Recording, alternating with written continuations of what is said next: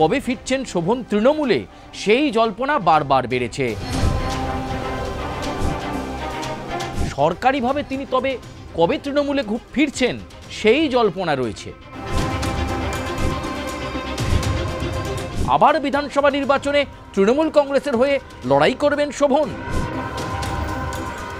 শোভন চট্টোপাধ্যায়কে এনকেডি এর চেয়ারম্যান পদে ফেরালেন মুখ্যমন্ত্রী মমতা বন্দ্যোপাধ্যায়।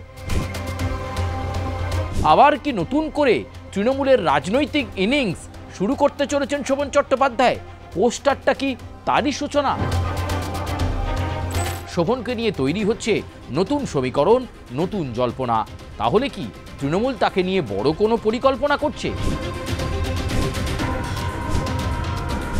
নমস্কার, আমি সুচারু মিত্র আপনাদেরকে স্বাগত জানাই দাদা দিদির এই প্ল্যাটফর্মে। দাদা দিদির প্ল্যাটফর্ম মানেই এই রাজনৈতিক চর্চা, মানেই অবশ্যই আপনাদের এই প্রিয় চ্যানেল। তাই দাদা দিদির রাজনীতিতে আপনারা এ পর্যন্ত বিভিন্ন রাজনৈতিক ব্যক্তিত্ব, বিভিন্ন রাজনৈতিক দল, তাদের স্ট্র্যাটেজি, তাদের পরিকল্পনার কথা আপনারা শুনেছেন। আর মাত্র কয়েক মাস বাকি বিধানসভা নির্বাচনের। ঠিক তার আগে রাজনৈতিক দলগুলোর মধ্যে প্রস্তুতি এই মুহূর্তে তুঙ্গে। আর আজকে আমরা যাকে নিয়ে কথা বলতে এসেছি তিনিও একজন অত্যন্ত গুরুত্বপূর্ণ রাজনৈতিক ব্যক্তিত্ব।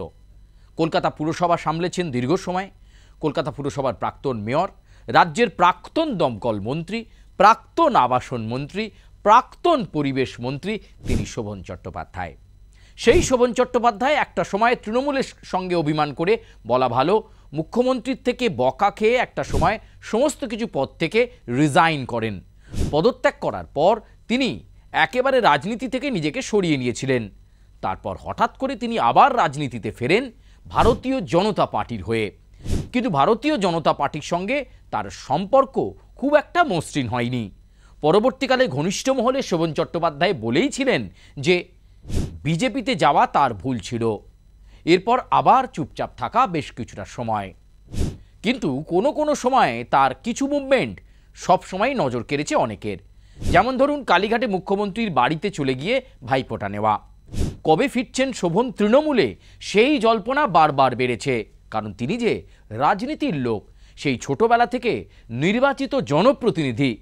তাই শোভন চট্টোপাধ্যায় রাজনীতি ছাড়া থাকবেন কি করে, তার গুণমুগ্ধ থেকে তাকে যারা ভালোবাসেন প্রত্যেকেই ভেবেছেন। সেই শোভন চট্টোপাধ্যায়ের সম্প্রতি প্রত্যাবর্তন ঘটল একটি গুরুত্বপূর্ণ পদে। NKDA, new town Kolkata development অথরিটির চেয়ারম্যান হিসেবে প্রত্যাবর্তন ঘটল শোভন চট্টোপাধ্যায়ের প্রশাসনিক দায়িত্ব। তবে সরকারিভাবে তিনি তবে কবে তৃণমূলে ফিরছেন সেই জল্পনা রয়েছে। সেই জল্পনার মধ্যেই শোভন চট্টোপাধ্যায়কে নিয়ে আরেক জল্পনা তৈরি হয়েছে। সামনেই বিধানসভা নির্বাচন। তাহলে বেহালার যে কেন্দ্র থেকে শোভন চট্টোপাধ্যায় প্রতিদ্বন্দ্বিতা করে বিধায়ক হতেন, সেই কেন্দ্রেই কি আবার বিধায়ক পদের জন্য লড়াই করবেন শোভন চট্টোপাধ্যায়? আবার বিধানসভা নির্বাচনে তৃণমূল কংগ্রেসের হয়ে লড়াই করবেন শোভন? এই জল্পনাগুলো কিন্তু ইতিমধ্যেই ঘোরাফেরা করতে শুরু করেছে। তার সতীর্থ, তার রাজনৈতিক কলিগদের মধ্যেও এই বিষয়টা আলোচনা। শোভন চট্টোপাধ্যায়কে এনকেডি এর চেয়ারম্যান পদে ফেরালেন মুখ্যমন্ত্রী মমতা বন্দ্যোপাধ্যায়। পাহাড়ে গিয়ে মুখ্যমন্ত্রীর সঙ্গে বৈঠক, কখনো বা আবার অভিষেক বন্দ্যোপাধ্যায়ের সঙ্গে আলোচনা। তাহলে শোভনকে সামনে রেখে আগামীতে তৃণমূল কংগ্রেস কি কোনো বড় পরিকল্পনা করছে? আবারও কি একটা সময় যেভাবে তাকে মন্ত্রিত্বে দেখা যেত, সেই মন্ত্রিত্বে তাকে দেখা যাবে? বিধানসভা নির্বাচনে কি তিনি আবারও মমতা বন্দ্যোপাধ্যায়ের সেনাপতি? এই প্রশ্নগুলো ঘোরাফেরা করতেই থাকছে।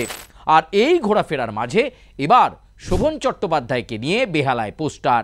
অজন্তা সিনেমা হলের কাছে শোভন চট্টোপাধ্যায়কে নিয়ে এবং তার সমর্থনে পোস্টার, সঙ্গে ধন্যবাদ জ্ঞাপন করা হচ্ছে মমতা বন্দ্যোপাধ্যায় এবং অভিষেক বন্দ্যোপাধ্যায়ের। তাদের দুজনের জন্যই আবার শোভন ফিরছেন, ঠিক এমনভাবেই পোস্টার দেয়া হয়েছে বেহালাতে। তাহলে কি বেহালাতে আবার প্রত্যাবর্তন ঘটছে তৃণমূলের এই দাপুটে নেতা তথা রাজ্যের প্রাক্তন মন্ত্রী শোভন চট্টোপাধ্যায়ের? আবার কি নতুন করে তৃণমূলের রাজনৈতিক ইনিংস শুরু করতে চলেছেন শোভন চট্টোপাধ্যায়? পোস্টারটা কি তারই সূচনা? তাকে নিয়ে এই পোস্টারে ইতিমধ্যেই রাজনৈতিক মহলে জল্পনা। অনেকেই নানান অঙ্ক সমীকরণ হিসেব করতে শুরু করেছে। কেউ বা আবার ভেবে রেখেছিলেন বেহালার ওই কেন্দ্রে এবার হয়তো অন্য কাউকে তৃণমূল টিকিট দেবে, কিন্তু শোভন চট্টোপাধ্যায়ের এনকেডিএ চেয়ারম্যান পদে বসার পরেই সেই জল্পনা তুঙ্গে। তাহলে বেহালার মাটিতে আবার শোভন, আবার বিধায়ক হওয়ার লড়াই।